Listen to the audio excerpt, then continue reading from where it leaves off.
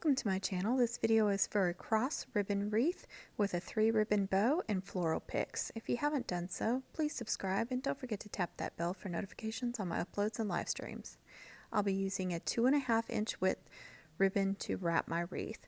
First, I'm taking this styrofoam and I'm just cutting maybe a 1/4 to a 1/2 inch thick piece, and I'm just going to shape it there in the center. And I'm just pushing down on my wreath form to cut off those corners because I don't want those edges. I just want it to fit into the center of that wreath form. Again, I didn't make it very thick because I don't want it sticking out very far from the wreath form.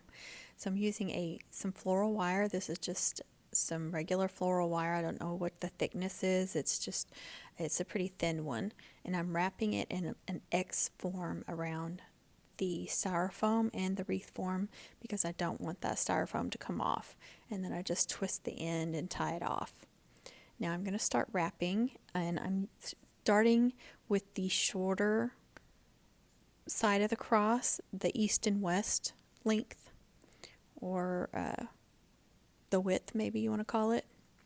I'm just gluing that down on the back side, and I folded that ribbon down first because that way it won't fray. If you just cut it and glue, then you're going to have a chance at that fraying, and you'll see some of that. So I like to fold it over and then glue it. Now I'm going to glue on the front side as well because you want that end of that cross or wreath form, you want it to be completely covered. So I glue both sides and just up a little bit. I mean, maybe like a 1/2 inch maybe. Now I'm going to start carefully wrapping it. So the first one is the most difficult one, so you just want to make sure you're wrapping it good, and I always pull it really snug, and you want to overlap some because you want to be able to fold that in a little bit, and just carefully start wrapping. And then you'll start hot gluing too, because you want to hot glue it every now and then to the wreath form so it doesn't slide, so the ribbon doesn't slide around. And then I'm going to go ahead and glue the rest of that edging there so it doesn't come up, and you don't want to be able to see up in there and see that wreath form. So you don't want any gaps in the ribbon because you'll be able to see that wreath form. Now here I'm going to start gluing, and I just put a little glue on the wreath form and then wrap it, and that way it will keep the ribbon in place.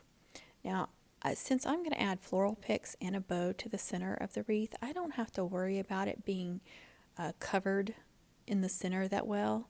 I'm just going to overlap it once. See, on this side it's going to go over the back, but then when I do the long length it's going to go over the top. But I need some of that styrofoam showing without being covered, or I wouldn't be able to attach my floral picks. So that's why I'm leaving it like this. Now if you weren't adding floral picks and just a bow and you were worried about that center, I would go ahead and cover that center first. Just cut a couple of strips of ribbon long enough and glue them, wrap it around diagonally from like your north east to southwest, and glue it to itself, and then glue another ribbon going diagonal the opposite direction. That way the center is completely covered, and then wrap your wreath form and you won't have to worry about it showing at all. Here I've gotten to the other end, so again I overlapped past the wreath form. That way I have plenty of ribbon to fold down and cover that wreath form because you do not want that showing. So here I'm going to start at the bottom of the wreath form, and again I folded that ribbon over and glued it down. I'm gluing both sides so that's nice and covered. You just want to make sure that stays in place for a second, give it a second to dry. And now I'm going to start wrapping. And I used a little less than 4 yards. I think I had about close to 24 inches short of 4 yards. What I did was I unrolled the ribbon and measured out 4 yards just to see how much it took. So I can tell you it took me less than 4 yards. That doesn't mean that it'll take you the same amount, because if you're overlapping your ribbons closer together than I am, then you're going to use more ribbon. Then again, if you're overlapping your ribbons further apart than I am, you're going to use less ribbon. So just keep that in mind by how much ribbon you have. Again, here's another end. Just want to carefully fold that out and keep gluing. I'm not adding a lot of glue, I'm just adding a little touch of glue here and there where it needs it. Just make sure it's nice and covered. There on the left is the alligator clip I had used to measure the 4 yards, and then I had rolled the ribbon back up on the spool before I started wrapping it. Now I'm going to start on my bow. I've got an 11-inch tail, and then I'm going to do 8-inch loops. So you just want to pinch that ribbon and then measure out your first loop. Gather that. Gather them in the center, and you want to twist that ribbon before making your next loop. And you see that first loop is kind of towards my left or up north, and so I'm going on the opposite side with my next loop. So you just keep going back and forth when you make your loops.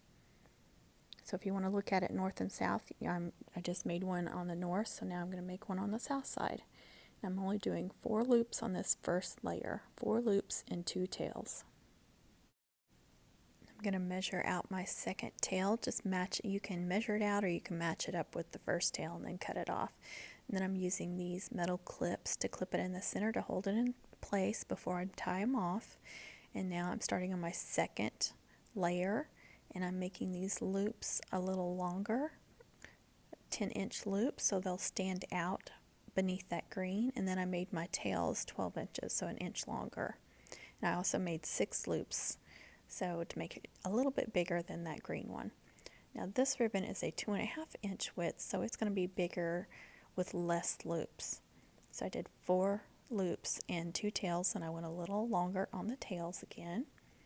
Now I'm just going to combine those together and wrap them in a cable tie and pull that as tight as I can. It just makes the bow look so much better the tighter you can get it in the center. I'm going to kind of fix those loops a little bit, and then I'll take a chenille stem and wrap it around the center so I can tie it to the wreath form. So I found a purple chenille stem. Just want to wrap that around, give it a twist. You only have to give it one twist just so it's secure on there, and then wrap it around the center of that wreath form and pull it snug and then twist it off. It's very, very simple. You can take that end and just kind of hide it under the ribbon so it's not sticking out. Now you want to flip it over and you want to fix your loops and tails. You can kind of pull on those tails like I'm doing, and it'll give them a natural curl. I like doing that. I just think it makes the ribbon look so much prettier. And just kind of fluff up your loops as well, and you want to cut off your ends, and I'm going to do a V shape. You can cut it at a slant or you can fold them under. When you fold them under though, sometimes they come undone. Now it's time for my floral picks, and I'm just doing a variety of green and purple floral picks. You just want to put some hot glue on the end of your pick and then just push it into the styrofoam. And now since my styrofoam is long and skinny, I need to make sure that I'm going at an angle or long ways, because you don't want those floral picks being pushed through the back. So just be cautious about how you're putting them into the styrofoam. And I'm not adding a lot. It's not going to take very many. And this right here was some small purple roses. They're so, so pretty. They look kind of frosted. I just really, really love those. And you just kind of want to pull on those flowers too, kind of pull them apart a little bit, and your leaves and whatever else you're using, just to kind of make it look more natural. What I'm doing with this greenery is, the way I had to cut it, it could slide off the top, so I'm adding some hot glue to the top of the stem. That way the leaves won't pull up and fall off on accident. So that's what I'm doing there before I'm gluing it to the wreath form. Now before I start adding the flowers to the bottom part, I'm going to pull these streamers, ribbon streamers up, and just add a clip to them. That way I can keep them out of the way and I don't accidentally drip any hot glue on them. So just very quickly showing you adding the same flowers and greenery to the bottom, except for the roses. I didn't do the roses on the bottom. You wouldn't have been able to see them because they have such a short stem, but I am going to add some to the center. And what I'm doing here is I'm just curving that stem, and I'm just shoving it, just going through the back side of that bow, between the bow and the wreath, running that stem through there. And then I'm just going to twist it around itself, because it's got a wire in the stem, so I can just twist it around itself to hold it in place. And then I'm just going to add a touch of hot glue in a couple of places just to make sure it doesn't come undone. Now after doing all that, I've kind of messed up my bow, so I just need to fluff those loops back out and make sure my tails look good again.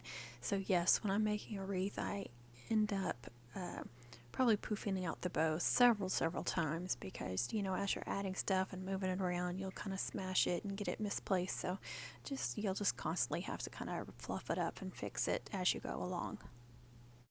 Now I'm going to add a hanger to the back because you've got to be able to hang the wreath, and covering the wire wreath form up, you have no way to hang it. So I'm just taking a chenille stem, running it through that chenille stem that was already on the back, and the end of that chenille stem I twisted around this new one.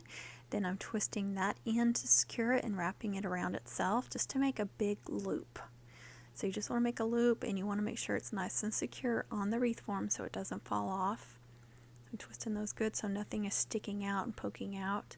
So now I have this big loop, and I'm just adding a touch of hot glue just to make sure it doesn't come undone, because you want to make sure it's nice and secure. Here it is finished. Thanks so much for watching, everyone. I hope you enjoyed this video. Don't forget to comment, share, like, subscribe, tap the bell for notifications. Please be kind with your comments. Please be kind to others, and happy crafting, everyone.